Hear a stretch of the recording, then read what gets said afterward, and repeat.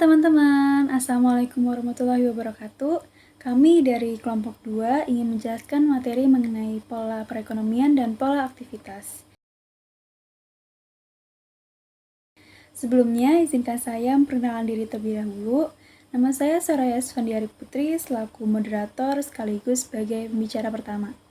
Yang kedua ada Resti Rahmawati Lutfitasari selaku pembicara kedua, dan yang terakhir ada Khairina Nuzulul Azmi selaku pembicara ketiga. Langsung aja ke materi pertama yang akan dibawakan oleh saya sendiri. Tolong disimak baik-baik ya. Nah, sebelum masuk ke materi, ada nggak yang tahu apa itu sistem perekonomian? Sistem perekonomian adalah sistem yang digunakan oleh suatu negara untuk mengalokasikan atau mendistribusikan sumber daya yang akan digunakan oleh individu atau rumah tangga atau oleh negara itu sendiri. Lanjut ke materi yaitu mengenai sistem ekonomi. Sistem ekonomi dibagi menjadi 3 bagian, teman-teman bisa lihat sendiri di PowerPoint di samping saya ini. Yang pertama ada sistem ekonomi pasar, yang kedua ada sistem perencanaan campuran, dan yang ketiga ada sistem perencanaan terpusat.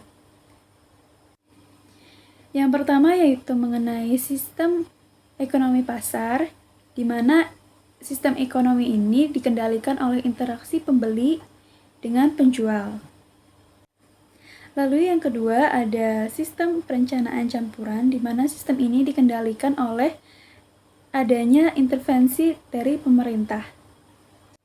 Dan yang terakhir yaitu mengenai sistem perencanaan terpusat, di mana sistem ini dikendalikan sepenuhnya oleh pemerintah.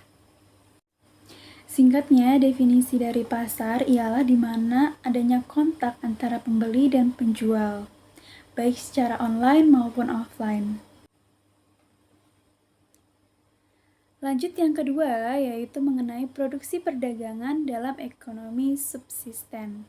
Apa itu ekonomi subsisten? Yaitu ekonomi yang memenuhi setidaknya dasar-dasar kehidupan atau kebutuhan dasar dalam kehidupan. Dan yang terakhir, mengenai ciri-ciri ekonomi uang, yang ada 3 jenis, teman-teman juga bisa lihat di PPT di samping saya. Yang pertama ada uang sebagai penyimpanan nilai, yang kedua ada uang sebagai unit akuntansi, dan yang terakhir ada uang sebagai media pertukaran. Cukup sekian materi yang saya sampaikan, akan dilanjutkan oleh teman saya yaitu Resti Rahmawati Lutfitasari. Assalamualaikum warahmatullahi wabarakatuh. Hai semuanya, perkenalkan nama saya Resti Rahmawati Lutfitasari. Hari ini saya akan memaparkan beberapa materi tentang spesialisasi dalam perdagangan, manfaatnya, serta aktor-aktor dalam kegiatan ekonomi. Yang pertama ada peran spesialisasi dalam perdagangan.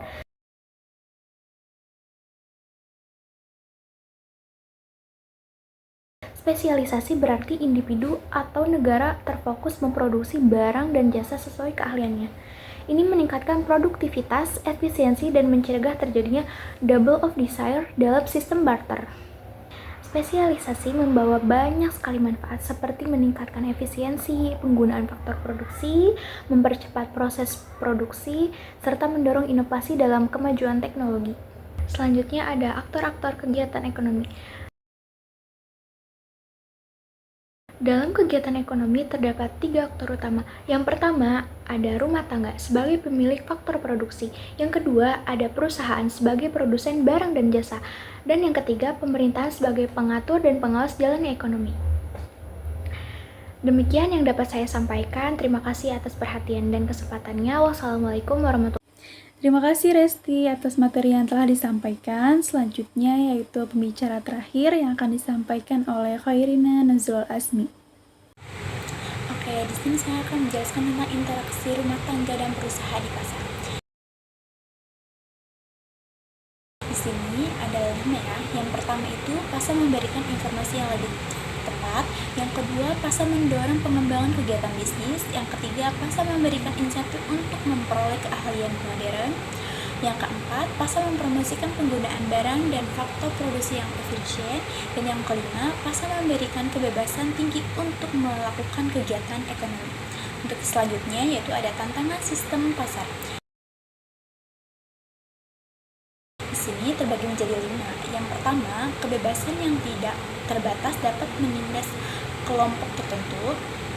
Yang kedua, kegiatan ekonomi sangat tidak stabil. Yang ketiga, sistem pasar dapat menciptakan monopoli. Yang keempat, mekanisme pasar tidak efisien dalam menjalankan jenis barang tertentu. Dan yang kelima, aktivitas konsumen dan produsen dapat menyebabkan eksternalitas negatif. Untuk selanjutnya ada tujuan campuran pemerintah. Di sini terbagi menjadi 3. Untuk yang pertama, membuat peraturan, kedua, melaksanakan kebijakan fiskal dan moneter, dan yang untuk terakhir, melakukan kegiatan ekonomi secara langsung. Cukup sekian yang kelompok kami dapat sampaikan. Semoga apa yang kami sampaikan dapat bermanfaat bagi teman-teman semua.